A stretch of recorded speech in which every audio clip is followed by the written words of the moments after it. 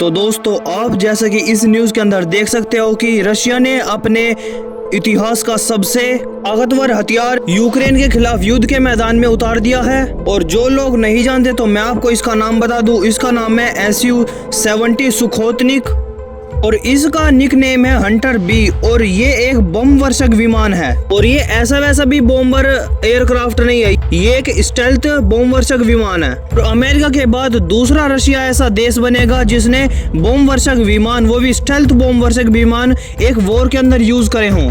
पहले सिर्फ ये खिताब अमेरिका के पास था और आज के टाइम पे रशिया का Su-70 भी इस लिस्ट के अंदर आ चुका है जिसने एक वॉर में पार्टिसिपेट करा हो। और ये खबर जितनी अच्छी रशिया के लिए है उतनी ही अच्छी भारत के लिए भी है। और ये मैं इसलिए ऐसा कह रहा हूँ क्योंकि इसके पीछे एक बहुत बड़ा कारण है। तो इस कारण को जानने से पहले अगर आपने सब्सक्राइब नहीं करा तो आप सब्सक्राइब कर लो, क्योंकि ज्यादा लोग मेरी वीडियो देखते हैं लेकिन उन्होंने सब्सक्राइब नहीं कर रखा। तो इसका सबसे बड़ा कारण है चाइना, क्योंकि आज के टाइम पे चाइना ने भारतीय सीमा के पास यानी कि भारतीय बॉर्डर के पास ऐसे ही बम वर्षक विमान तैनात तो कर दिए हैं, पर लेकिन वो स्टेल्थ कैपेबिलिटी के साथ नहीं आते। पर लेकिन चाइना आज के टाइम पे ये बोल रहा है कि हमारे जो स्टेल्थ हम एक बम वर्षक विमान बना रहे हैं उनको भी हम तैनात कर सकते हैं फ्यूचर के अंदर। तो उन सभी बॉम्बर को सबसे पहले वो भारत के बॉर्डर के ऊपर ही तैनात करेगा। ऐसे में भारत के लिए एक बहुत ही बड़ी समस्या बनेगा, क्योंकि भारत के पास एक भी ऐसा बम वर्षक विमान नहीं है चाइना को काउंटर करने के लिए। जितनी बड़ी एक समस्या आपके लिए स्टेल्थ एयरक्राफ्ट होता है यानी कि स्टेल्थ फाइटर जेट होता है, उससे 10 गुना ज्यादा बड़ी समस्या आपके लिए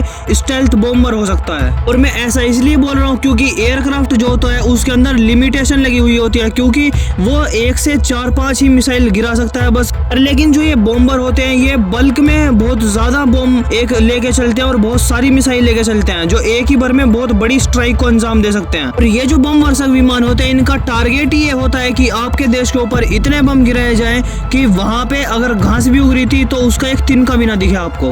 ऊपर से अगर ये बम वर्षक विमान स्टेल्थ होगा तो आपके ऊपर अटैक भी हो जाएगा और आपको यही नहीं पता चलेगा ये एक बम वर्षक विमान से हुई है या फिर किसी ने मिसाइल अटैक करा है। अगर मैं मिनिमम से मिनिमम भी बताऊं तो 30 से 40 हजार किलो तक बम लेके चल सकते हैं ये बम वर्षक विमान। यानी कि अगर कोई भी एक बम वर्षक विमान आपके देश के ऊपर अटैक करता है तो एक हिस्से को तो ये पूरा ही खत्म कर देगा। और इसीलिए भारत के लिए ये बहुत बड़ी चुनौती बनने वाला है फ्यूचर के अंदर। इसीलिए भारत भी चाहता है कि अगर हमारे दुश्मन के पास एक बम वर्षक विमान हो स्टेल्थ वाला तो हमारे पास भी एक स्टेल्थ बम वर्षक विमान हो, ताकि उसको भी डर हो कि अगर हम कोई भी अटैक करते हैं इंडिया भी रिटेलिएशन के अंदर एक बड़ी एयर स्ट्राइक कर सकता है उस देश के ऊपर। और आज के टाइम पे अभी तक भी भारत के पास एक भी ऐसा बम वर्षक विमान नहीं है।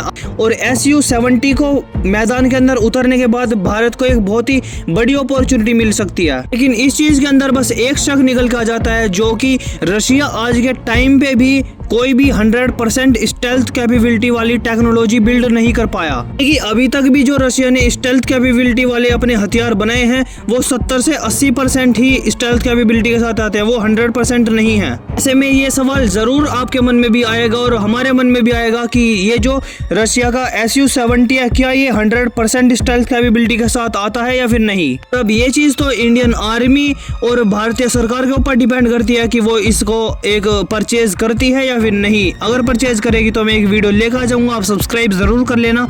बाकी आपका क्या व्यू पॉइंट है इस न्यूज़ के ऊपर आप कमेंट सेक्शन में जरूर बता सकते हो।